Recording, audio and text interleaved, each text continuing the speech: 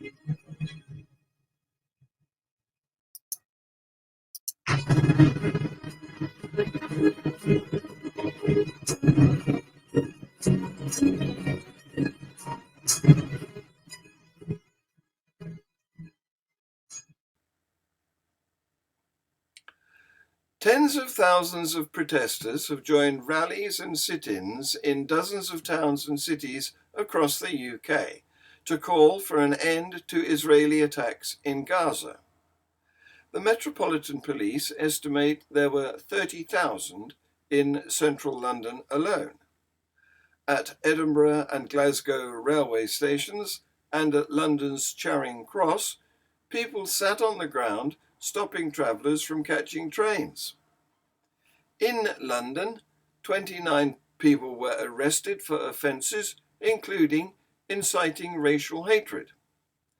2 people were arrested on suspicion of breaching the Terrorism Act in connection with the wording on a banner. 1 man was arrested on suspicion of making anti-Semitic comments during a speech after he was identified on social media. 1 person was arrested on suspicion of inciting racial hatred, and 3 people were arrested on suspicion of assaulting a police officer. 9 people were arrested for public order offences, including 2 that were racially aggravated. 10 people were arrested for breaching a dispersal order, while other arrests were for possession of an offensive weapon, for violent disorder, for affray, and for possession of cannabis. Pro-Palestinian protests have been held in London and other cities globally every Saturday since war began last month. A man arriving at the Palestine protest in London carrying a Hamas are terrorists sign was attacked for doing so. See this video.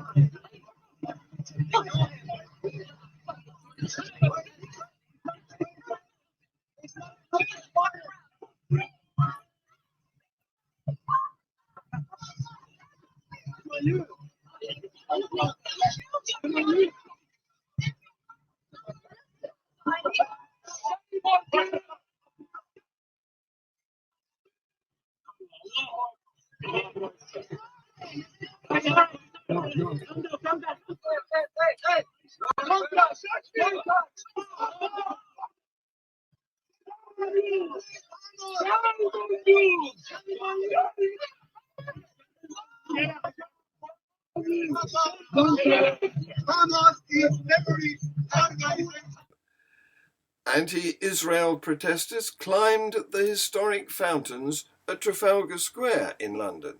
See this video.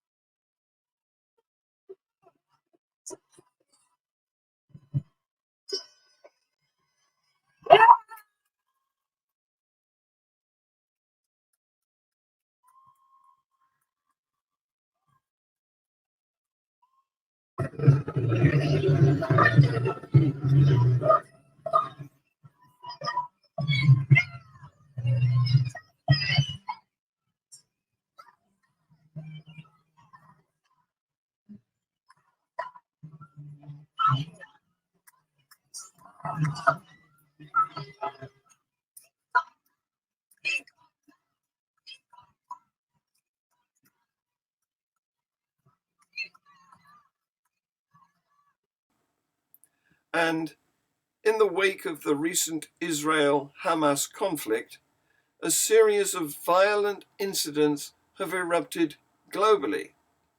Here's another video. Terrorism spikes globally after start of Israeli-Gaza war. In the wake of the recent Israeli-Hamas conflict, a series of violent incidents have erupted globally, causing concern about the spillover of tensions. In Tunisia, a historic synagogue was destroyed amid rioting, depriving the city of Al-Hama of a key part of its Jewish heritage. In France, a teacher was fatally stabbed in what President Emmanuel Macron described as an act of Islamist terrorism, putting the government under intense scrutiny. Additionally, France has seen a surge in anti-Semitic attacks, with police recording more than 320 physical acts and making over 180 arrests in the first 10 days of the Israel-Hamas conflict. Incidents range from threats outside synagogues to graffiti advocating violence against Jews. Germany witnessed a firebomb attack on a Berlin synagogue, leading Chancellor Olaf Scholz to vow to increased protection for Jewish institutions. Meanwhile, Brussels was put on the highest terror alert after a fatal shooting disrupted a Euro 2024 qualifier between Belgium and Sweden. The attacker claimed allegiance to the Islamic State, ISIS, and said the act was, quote, revenge in the name of Muslims. These incidents have heightened fears and led to increased security measures as governments grapple with the international ramifications of the Israel-Hamas conflict. Narges Mohammadi, an Iranian human rights activist and Nobel Peace Prize laureate for 2023, has been refused hospital treatment for not wearing a hijab. Alia Motolbzadeh, a civil activist and women's rights advocate, said Mohammadi was refused treatment for a second time on Monday on grounds that she is not following mandatory state laws over wearing the hijab. Motolbzadeh said, unfortunately, Narges Mohammadi's health is not good. Her heart veins are blocked and she needs angioplasty. However, authorities have refused to transfer her to a medical facility because Narges steadfastly refuses to wear the headscarf. Mohammadi, a vocal advocate for women's rights and a key figure in the Women, Life, Freedom protests, has consistently expressed her opposition to compulsory hijab wearing. In recent months, Mohammadi, 51, has written multiple letters from Evin prison, where she has been confined since November 2021, serving a 12-year sentence on charges that include propaganda against the Islamic Republic. She has consistently refuted the allegations which were levied against her following her public stance against the death penalty. Mohammadi, who serves as the co-founder and chairperson of the Defenders of Human Rights Center, has experienced detention and imprisonment on several occasions throughout the last 20 years. Unbelievable footage of jihadi militias whipping, torturing, and terrorizing black Africans from the Masalit tribe in Darfur were recorded after a massacre took place in the Jenaina area. Daoud Saleh, president of the Liberation Movement of Darfur, Sudan Liberation Army, called on the United States, the EU, African Union, and Arab League to intervene immediately to stop what he describes as a genocide and ethnic cleansing of Africans at the hands of terrorists. See this video.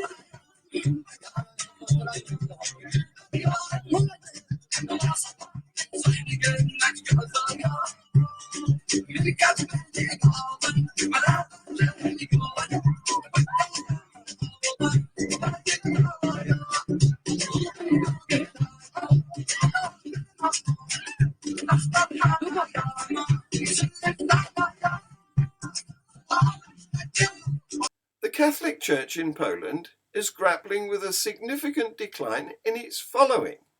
See this video.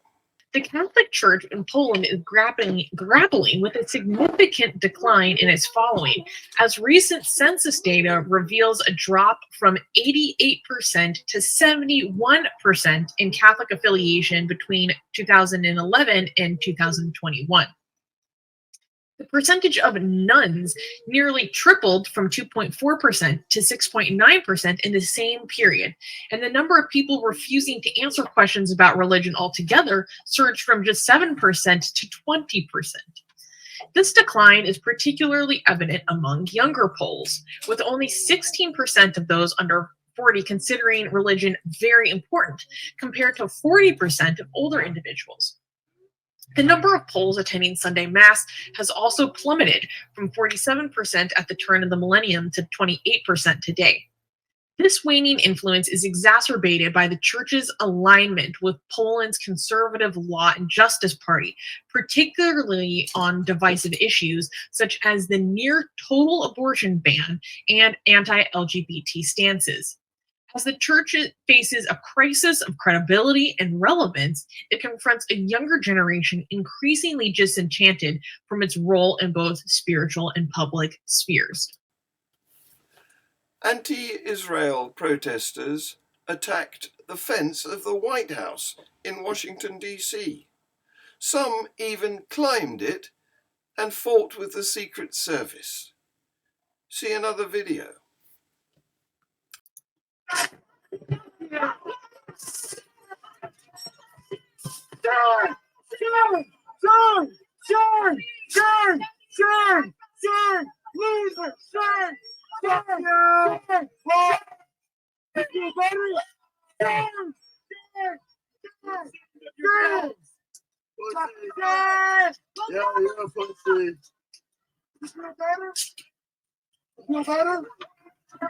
You like a big man? You can't get down with me. Shame on you! Shame on you! So, I got the video, but I was just wanted to explain nothing. I don't know what to do.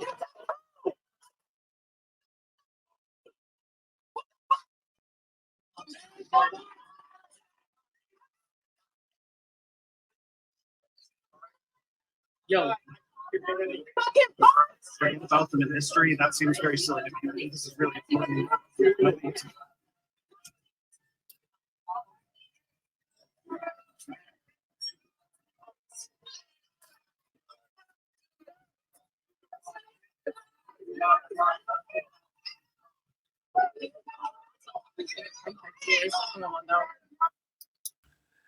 Pennsylvania's anti-fortune-telling laws created a national stir earlier this month after local law enforcement issued a warning about tarot readings to a metaphysical store owner in York County.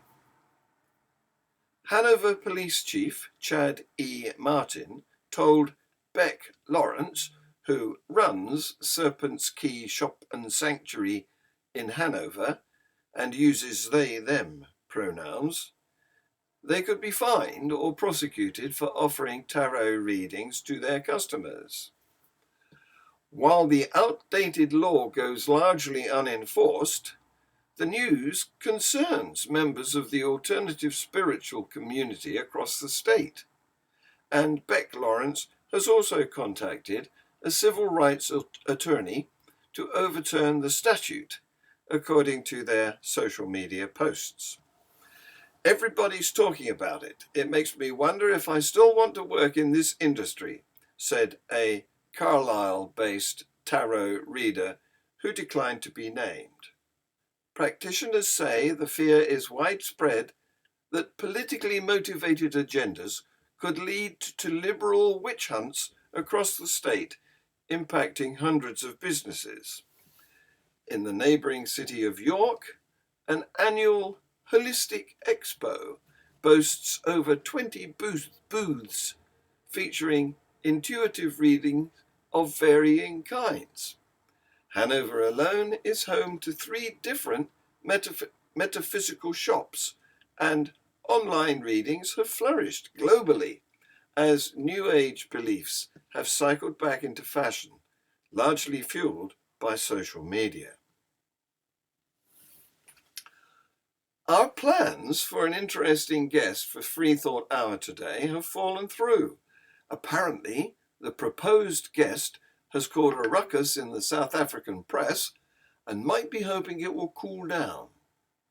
Watch Tercia and I chatting together instead. And don't forget, views on the news that should be uploaded tomorrow. Please like, share and subscribe.